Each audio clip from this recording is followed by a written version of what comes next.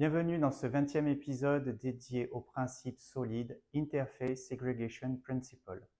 Avant de commencer, laissez-moi vous rappeler ce que nous avons appris dans l'épisode précédent. Dans l'épisode précédent, nous avons appris le principe de substitution de Liskov, la lettre L des principes solides. Le principe énonce que toute classe phi doit pouvoir remplacer sa classe mère sans casser le programme. Autrement dit, la classe phi doit respecter le contrat défini par la classe mère.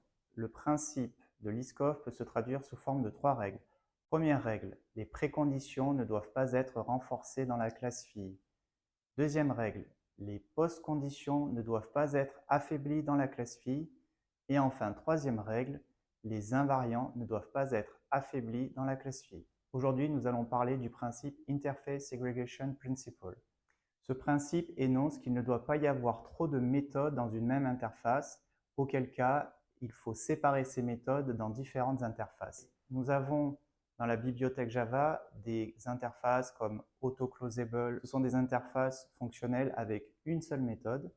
Cette approche permet de donner une seule caractéristique qui va pouvoir être isolée et donc nous sommes dans un cas de figure de granularité très fine. Et c'est tout le propos de l'Interface Segregation Principle d'ajuster la granularité des interfaces en fonction de l'usage qu'on en fait.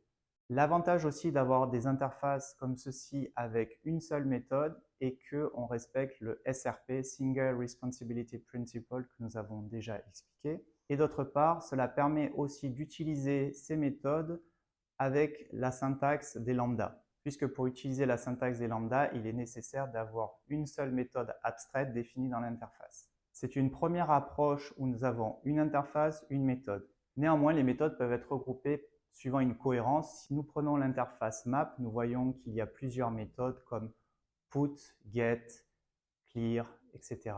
Le fait de regrouper ces méthodes dans une même interface est une abstraction cohérente. Cela signifie par conséquent qu'il ne faut pas non plus avoir qu'une interface avec une seule méthode, mais bien comprendre le contexte dans lequel on se trouve et quelle est la granularité dont on a besoin. Nous allons illustrer à travers des exemples le principe en question.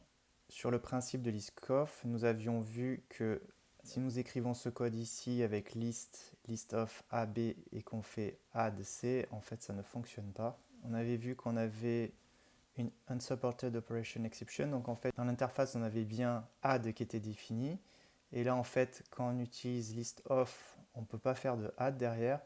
Donc ici on voit bien que c'est aussi un problème de segregation interface.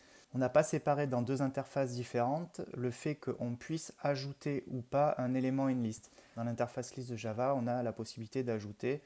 Donc là, il y a un problème de séparation d'interface qui a d'ailleurs été résolu dans le langage Kotlin, puisqu'en fait, par définition, une liste dans Kotlin n'a pas la méthode add.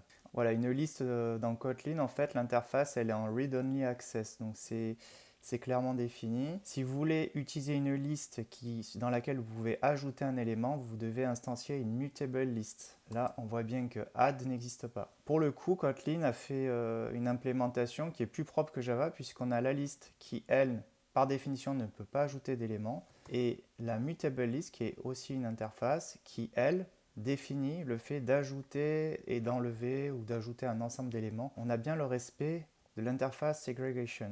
Alors je vous donne un autre exemple. Ici, j'ai créé une interface animale et on suppose que cet animal peut voler et peut manger. Donc déjà là, ça sent pas très bon parce que on a deux responsabilités qui sont différentes. Et selon les animaux, en fait, ça va pas coller puisque un animal qui mange ne va pas forcément voler. Donc là, déjà, on voit qu'il y a potentiellement un problème. Si je crée une classe chien qui implémente animal, donc il va bien manger, ça c'est bon. Par contre, il ne peut pas voler. Donc là, en fait, souvent quand on voit qu'une méthode renvoie à un unsupported operation exception, soit le principe de Liskov qui est violé, soit c'est un problème d'interface segregation, soit c'est les deux à la fois. Mais en tout cas, là, on se dit, en fait, voler, ça doit être une interface différente. Pour moi, la bonne approche, c'est d'avoir une interface mangeur qui a la méthode manger, une interface volant qui a la méthode voler, et puis si je crée un chien qui respecte l'interface segregation principle, je peux être un mangeur et manger. Alors là, en plus, comme j'ai expliqué tout à l'heure, J'utilise la syntaxe des lambda, ce qui me permet de créer à la volée la classe sans avoir à la définir. On sait que c'est une implémentation à la volée qui sera de type mangeur et qui mange.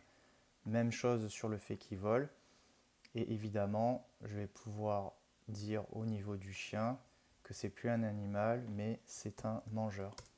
Du coup, je n'ai plus besoin de dire qu'il vole, puis de toute façon, il ne vole pas. Si je crée un oiseau qui implémente, donc c'est un mangeur, mais c'est aussi quelqu'un qui vole.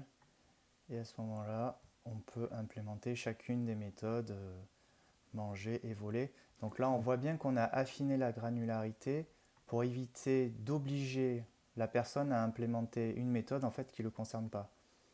Donc ici, le chien il mange, donc c'est bon. Pas besoin qu'il vole. Par contre, un oiseau, on peut lui rajouter.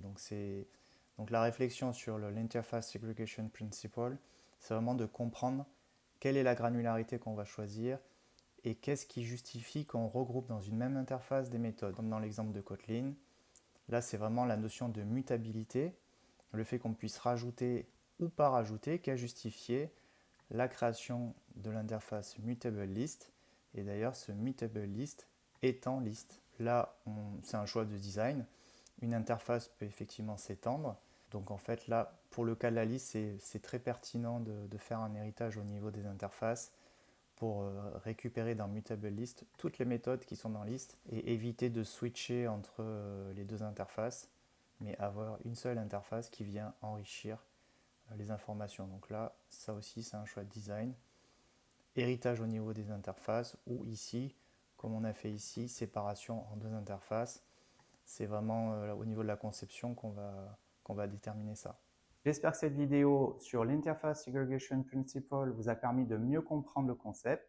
Vous pouvez liker la vidéo, la partager, la commenter. Vous pouvez également vous abonner à la chaîne. Je vous dis merci et à bientôt.